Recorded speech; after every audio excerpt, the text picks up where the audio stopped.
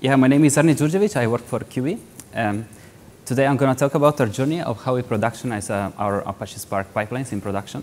So I'm going to talk about two use cases. One is batch, the other one is streaming, and hope you'll enjoy it. Yeah, the laptop is not mine, so don't mind the cover.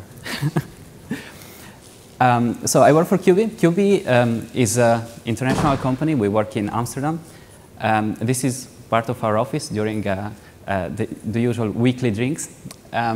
We are around 120 people, plus some externals. And yeah, we build some services for smart home. Now we are partnering with other companies because we sell business to business. So we go to energy companies, we ask them to, if they want to sell our product to their customers. And usually how it happens is that we make some partnerships, like in Eneco, we launched in 2012 in the Netherlands. After that, we launched also with Engie in Belgium and with Visiego in Spain. So what we do with these companies, we provide them a tool that they can install into people's home. So we have an app which can give energy insights to the people. We have an energy meter, which is a dongle, which is a really simple one that can be attached to electricity and gas meter just to get the data from the users. And we have a smart thermostat, which is the first product that we built at Quby, which controls the temperature in the house, so it can control the heating system, but also can trace the energy that is consumed in the home. And the last addition that we added is a security package that can be installed in the house, and this is a little bit different use case. So we sell it through Interpolis, which is an insurance company. So on top of that, we built some data services. I'm not going to go into detail to all of them. I'll just try to keep it short and go to the weight checker and boiler monitoring. So some of you maybe already heard the talk from Steven yesterday. I'm going to take the same use cases and go a little bit more in depth about how we process the data and how we productionize it. So a small overview about the data that we gather. So this is the display, so one of the devices that we sell. We get data from different sources. So first of all, we control the boiler. So we can communicate with the boiler and turn it on, turn it off. But we can also get some information about that. There are smarter boilers and there are dumber boilers. So some of them we don't get that many information, but some of them really are quite complete. Then we also connect to the gas and electricity metering, and from that we get the consumption of a house. It depends. The accuracy depends on the type of meter, but we can connect to digital meters just by plugging in, or also to analog meters. And in that case, we have an optical sensor that can measure the rotations of the disk, if it's a spinning disk of electricity, or the spin of the digits, if it's a gas meter. And then we also connect to smart home devices like hue lights, smart plugs, or smoke detectors, and to solar panels if people have solar panels installed in the house. So how do we get to this data? How do we get to the final result to the users? How do we do that? So first we send data to a data collector. So all our displays are connected through a load balancer to an endpoint. We send the data to that endpoint, and this endpoint takes the data and stores it in AWS S3. So there is, it's stored on the bucket, but we need to process it somehow. So we refine it by stages. So first, we store the raw data as it comes, and then we start processing it and refine it along the way. So we have some job scheduler that trigger execution. So the execution gets triggered on the Spark master node, which distributes the computation on the worker nodes. And this is currently managed by Databricks. So all our jobs and our notebooks and our exploratory analysis is done with the same concept. When we query the data, we use Hive Metastore up till now. So Hive Metastore basically is a smart way to partition the data that is in S3, so we don't have to worry about partitions. We usually partition by date. So every day we store partition of all the data that's coming in. Actually, we have made also some some experiments with Delta, with Databricks Delta, and we have some better performance than Apache Hive. So we are thinking about migrating all our tables. So we go back and forth from the Spark workers to S3. We take the data out, we process it, we store it back again in S3. But of course, when user uses the application, we cannot query S3 because that's just too expensive. So when we have the data refined enough and ready for the user, we store it to a SQL database. The SQL is managed by a microservice which serves the application, so the application can just communicate with its own database, and we update the data every once in a while. So the first use case that I want to talk to you about is about the wage checker. So how we connect to the user and get them insights about their electricity. So what we build is this app. This app takes a look at how your home is behaving and is giving tips to the users about how to be more energy efficient. This is how electricity data looks like. So the blue is the electricity the electricity signal that we see in a house. This is actually my colleague Steven's house. So if we look closely to what happened in the house that day, we see two washing machine cycles. So you see that they have some kind of drum spin, and at the beginning they hit some water. So every appliance have a different pattern. In this case, you can also see that the first washing machine took a little bit longer to warm the water, and the second one took less. So I guess that there were two different cycles. So one was maybe a 30-degree wash, the other one was a 60-degree wash or a 90-degree wash. So you already see that the user have different behaviors in his own house. So later I'm going to show you how we differentiate those behaviors. After the washing machine, this user had a dryer, two dryer cycles, and in the evening also a dishwasher running. So on top of that, we also can see some refrigerators during the night. So there are two refrigerators over here. So you see that they overlap over each other. So it's even harder to detect. And then we also get kitchen appliances and more. But let's keep it concise and go into detail only one of them. So if this is the electricity, first step, of course, is detecting these patterns. So once we detected them, then we have to cluster them together and to identify the behavior of that user.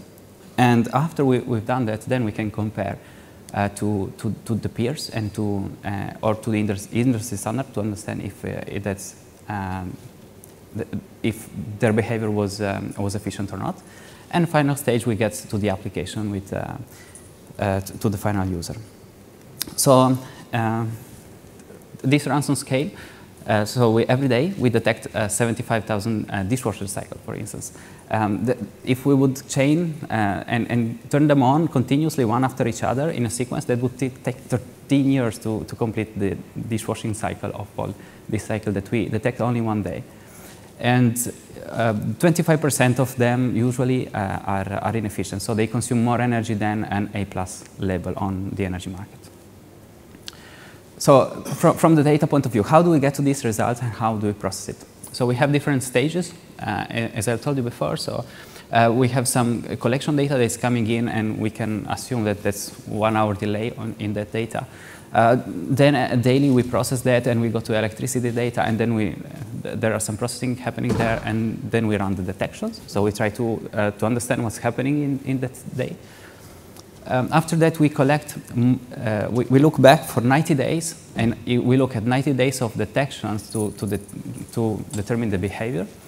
And finally, we draw some conclusion on top of that. A little bit in more detail. So once we get the electricity, then, well, the world is not perfect. So we get some issues, and we have to fix them. So first thing is just extracting the electricity. There are different drivers, type of electricity. There are different sources of data, and they might not be synchronized. So we have to clean the data. We have to understand what really happens in the house at the net of maybe the solar panels consumption and these kind of things. And then we run some resampling and vectorization in order to have the data ready. So if I would have to show you how the data that we get looks like, so in the most simple of the cases, we get unevenly sampled data, so which means that we get data only on change. So if you have at home 20 watt of consumption for 1 hour, we don't send 20 watt every 10 seconds. We just say 20, and then we wait until we have a change. When we have a change, then we send the change, and then we wait until you have a next change. So this way we have less traffic on the data, but the drawback is that when we plot it, it looks like this. So if the green would be low consumption and the red would be high consumption, this would be a pattern in a house. So first thing that we do is resampling it. So we try to forward fill these data points and evenly sample them at 10 seconds. So this is how it would look like after resampling. And at the end, we run a window aggregation, a time window aggregation. So we slice it in different periods. It depends. Let's assume that it's 2 hours. And we shift that by half an hour every time. So, so in these 2 hours of data, we extract all the data points that were corresponding to that slice of time. And we store it in a vectorized table. So we do the same for this window, and then for this window, and then for this window. So we have overlapping windows over time. And we get to a data that looks like a vector. And this is more easily digestible for the machine learning pipelines that we have downstream.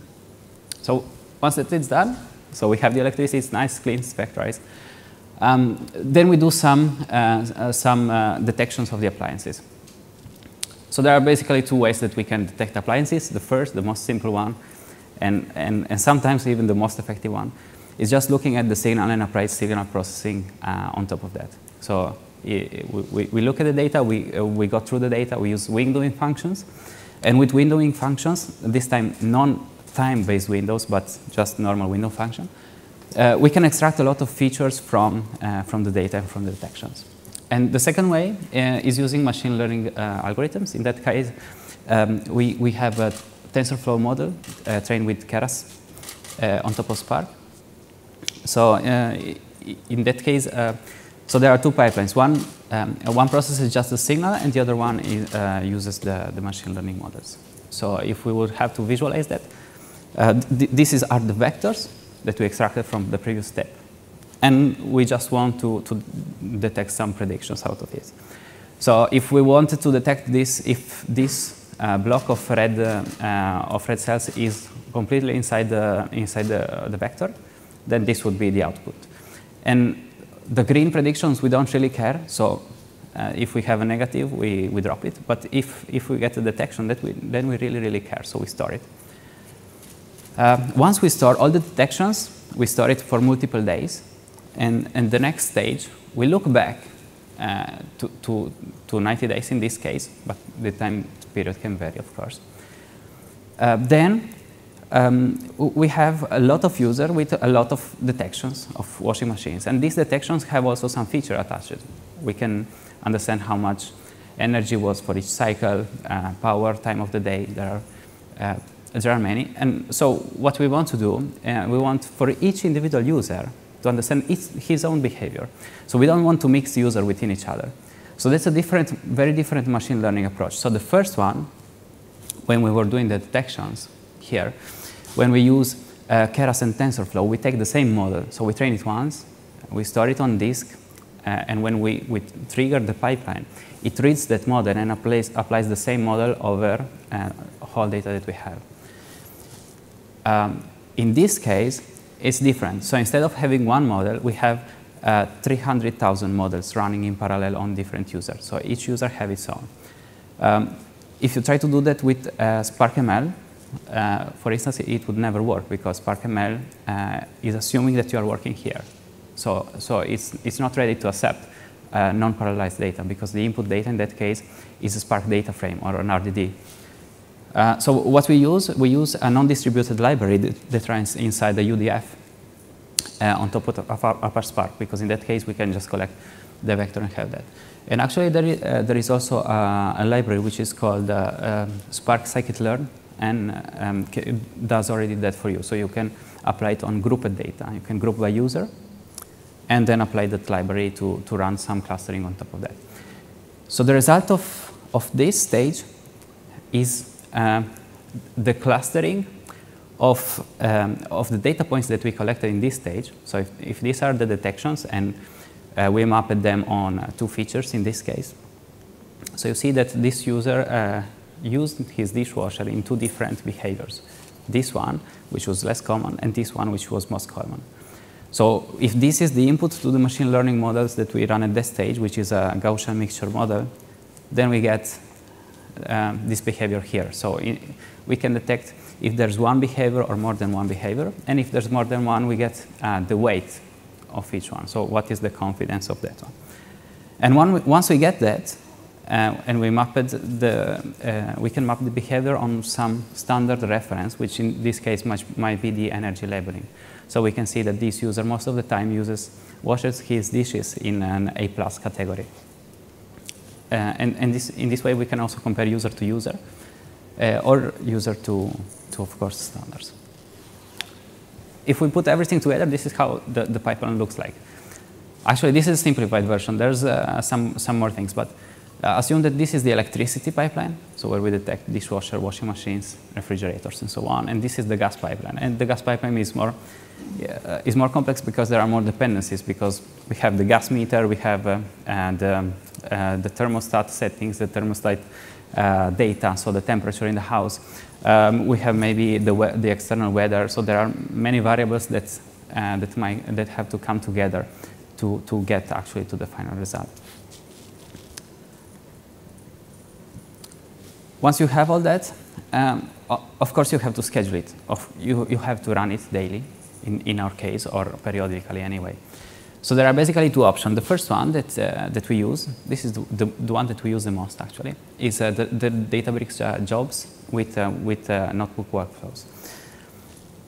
So when you go to the jobs page in Databricks, what you get is an interface. In that interface, you can create a new job, or you can create also programmatically. So when we deploy our jobs, we deploy it from the command line. So we have a script that creates the jobs given a configuration file that we have in a Git repository, which can then be deployed to a continuous integration system, for instance. But you can also create them manually. So most times we have some useful situation in which we want just to try something out. So we create a job. And the job starts a new cluster every time and attaches a specific version of a library every time. So it's always fresh. So every time you run a job, it creates a cluster, run whatever is in that notebook or the jar that you specified. But you can specify also a notebook with the jar. So this is how we use it usually. So we schedule a notebook. This notebook reads a library from a jar and applies that algorithms from the notebook. That's because usually in the notebooks it's more easy to see. So when you click here on the link to the specific run, you can get exactly the notebook they run, and you see the parameters, the variables, the time of execution, and of all the cells. But then the code is inside the jar, so it's unit tested, and it has all the code best practices that we thought of. So you can see all the time that it started, it was scheduled manually, because maybe you can click on run now or run with different parameters, or it was scheduled, or if it was scheduled by the scheduler. And then you can see the logs, the metrics of the cluster at that time. So how was the load when it was running? So what is the distribution per node? Was it bottleneck on the master or not? And you can also see the driver logs and the Spark UI. So you can see all the history of all the tasks that were run on that cluster. Option number 2 is going with Airflow. So we tried that one as well. This was actually the first thing that we tried. So we said, okay, there's Airflow, this magic tool. We have a complex DAG. We want to schedule it. But that was one and a half year ago. So Airflow was not ready. We were not ready. Databricks was not ready. So it was a little bit too early for us. So we didn't have good experience. But what happened after that was that Databricks created the way to integrate with Airflow. So you have a job connector, which you can each one of the jobs that you have can be just triggered and executed in Databricks. So if you decide to go this path, I would really strongly recommend to read those 2 links.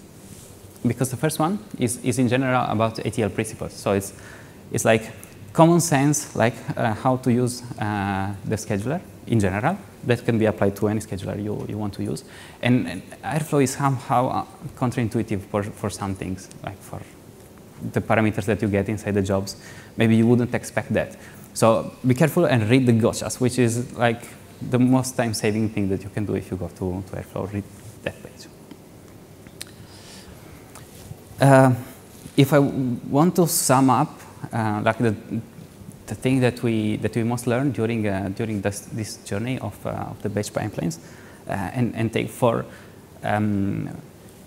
concepts out of that, then I will summarize like with these points. So first is to enforce the idempotent constraints, which means that we really try to minimize the side effects that we have in our jobs. So for instance, if we run the same job twice, once today and once tomorrow with the same parameter, you should get exactly the same result. So you should not end up with duplicated data, or job should not be dependent on the time it was run. It should just give the same results.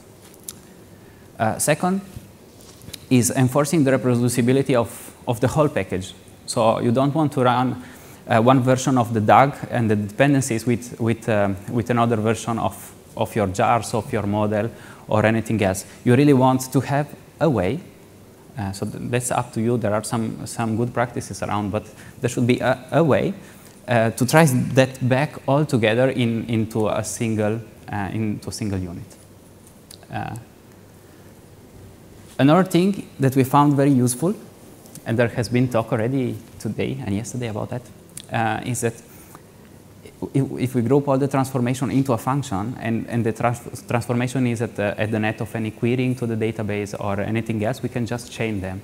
So it's very useful, given that complex graph, to be able to call in a notebook one function, get the output of that function, and pass it directly to the next one. So with Spark is native. You get, when you execute this, you don't get a result.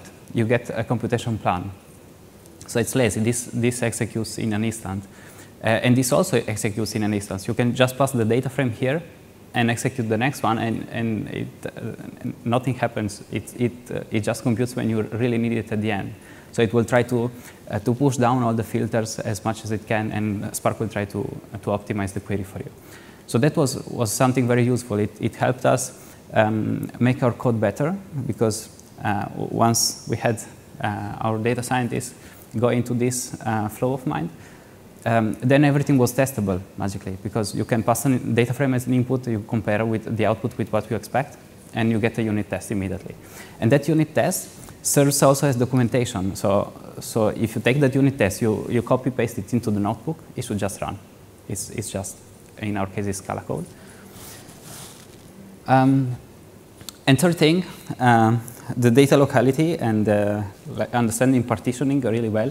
That's something that also is really worth digging into, because, well, sometimes we try to partition too much, and then we spend more time listing the folders than querying the data, actually.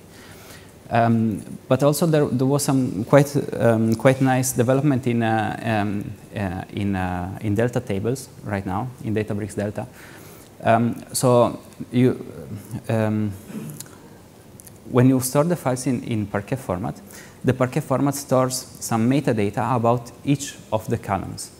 So these metadata are then used by Spark when querying your data. So if you store in one partition the data sorted by timestamp, and then you query by user, you still have to read all the files. But if you sort it by user, and then you query by user, then most of the data of the same user will be in the same physical file. So when Spark wants to read that, through Hive or through Delta, can just read the file that is needed. So ordering the data is important, and in Delta you can also z-order the data, which means that you can order more than one column at the same time. So you would get data more close together, and that would speed up the queries. Once we have everything in place, and the job are running, of course, it's not the end. We have to monitor that. So the first thing that we did was creating dashboards. But you know, humans usually get used to things that are around them and don't notice it anymore. So the dashboard is there, but sometimes we don't look at it every day. So what we found the most useful thing that we can do is send ourselves an email with our data from our home. So this is what I get every morning sent from my colleague Gustav, in an automated way, of course. So we get all the detection of my house. So in the morning at 9, when I come to the office, I see everything what happened in my house the previous day. So I can blame my wife when she came home the previous day. But this was one example of when we found something that was not going on. So there was an edge case about the resampling that we found out with this detection that we would never have found out if we would look at the aggregated dashboard. And then we also found out that sending emails on failures is great, but sending them on Slack is even better because we can connect more person to the Slack channel, so everyone gets a notification when we have a failure somewhere. And we can just connected the Databricks notifications to a Slack channel through the email app, and we get directly the link to what has failed, and we can comment and we can react on it. So when someone is taking a look at it, we have an emoticon for that, and when someone says, yeah, it's fine, I checked it, I fixed it, then thumbs up, and that's it. So if anything goes wrong, we have on our production jobs then we get an alert, but we also get an alert if one independent job that just does monitoring. So first we try to run everything, and then we also check that the data is really there at the time that it was expected to be. So that was everything that I wanted to tell you about the batch processing. And now I'll try to do a really short introduction also about what we do on a streaming base. So on the streaming base, what we wanted to do is basically see when one person is trying to heat up the house. So the Toon is saying to the boiler, please, I need to heat up. And the boiler, we don't know what it's doing because we cannot communicate with it. So there are some dumb boilers for which we just say heat, and then we don't see any outcome. So we want to measure the temperature and see if the temperature is going up or down, and send a notification to the user. So with that use case, we try to build some nice aggregation function to detect that. But the first thing that we noticed is that Spark in streaming doesn't have all the functionality that you have with batch processing. So the first showstopper that we've seen is this. So when we try to have multiple aggregation on the same string, this just doesn't work. Because if you want to do this type of windowing, maybe on 5 minutes, and then group the result of this into another group by, that's not possible. But this was what really stopped us, because we have one stream of data. We want to extract the temperature. We want to extract the communication with the boiler. And then we want to do some computation on that and merge them together again. So it was not possible to do that. So how we fixed that? So basically, we added an intermediate stage when we started our results in Delta. So Delta supports both batch and stream processing. So it has a transaction log which has all lineage of the data in that table, and you can just point to that point and read from there on. So which is really cool for streaming. We haven't planned to go into a Kinesis workflow, but for now we are still reading from files, because that's the legacy collector that we have. That is storing files, Parquet files. So we just want to attach to that. And for that, we use SQS, which is saving a lot of money right now, because listing the number of files in a S3 directory is very expensive. The second showstopper was this one. So if you try to compute a window operation on top of a data frame, on batch, you have no problem. So if you want to compute how long does it pass it from this sample to this sample, so to get the difference between those two, usually you create a lag, and then you compute the difference between those two columns. So this operation doesn't work on streaming, because basically streaming is never fixed data. It's always continuing to flow in, and it's really hard to get this working on streaming. So as far as I know, it's still in wish list, but no one still try to solve this problem. So how do we compute the diff between one sample and the other? Because this is the most important information that we have in signal processing. What is the derivative of the signal? So the only way that we found, actually there were two. First we tried with map group with state and flat map group with state, but this has an issue. So you have to implement the watermarking and the reordering yourself inside that function, which we tried, but wasn't that easy. So what we found out and we couldn't try this one because we didn't figure out at that time how to solve this problem first, so it was just useless. But then once we tried delta and we saw, oh, delta solves our issue, then good, we can try once again this one. And that time we succeeded. So what we do the same thing that we do for vectorization. So we slide the window on top of it and on top of the data, and then we get, and we can compute any type of aggregation on top of that. So we don't only collect the values, but we collect the couple of timestamp and value in a struct. We do a collect list of that inside a time-based window. And from that, we can reorder the data and do whatever we want. Another thing to keep in mind, so after we had these two streams, we had to join them together. So the first thing that happened is that, of course, the memory exploded. So yes, when you're joining stream to stream, read the guidelines before you try it, or just make a cluster explode, that's fine. When it's not in production, of course. The aggregation state should be cleared, and Spark should be able to understand how it's cleared. So when you join two data frames, you should put the watermarking on the correct variables and also put the correct conditions on the join of those two variables. And yeah, last thing, if you want, this is a checklist of how to proceed when you put streaming in production. So go to this reference and check it out. It will tell you basically how to set up the recovery of queries in case of failure, and how to set the query restart of the cluster if you are scheduling with Databricks.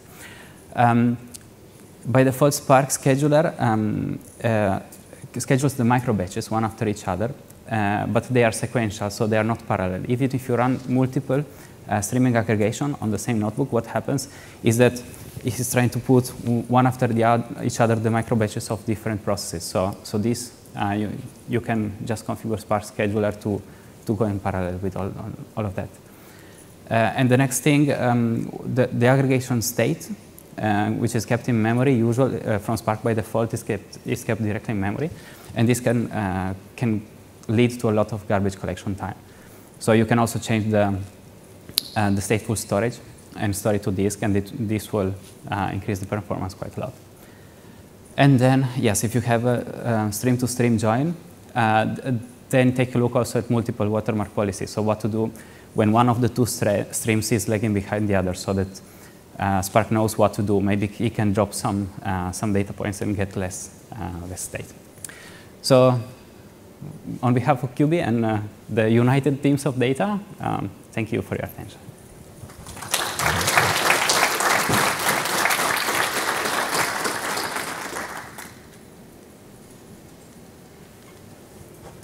Questions?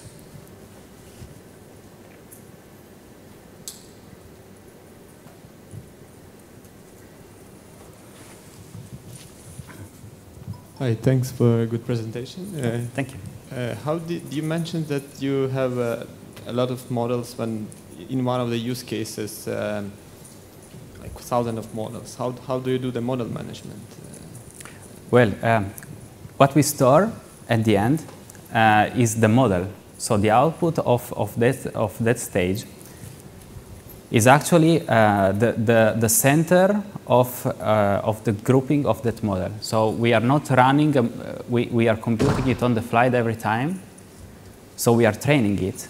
And the result is the training result. So that's our feature for the next stage. So it's the cluster center and the cluster weight. So we train them every time fresh, from scratch. You don't store the model? No, we don't store the model. No, we store, we store the features that are the output of the model, which is the cluster center, which is the model itself, kind of. Is part of the model. Thanks. Okay, thank you. Thank you very much.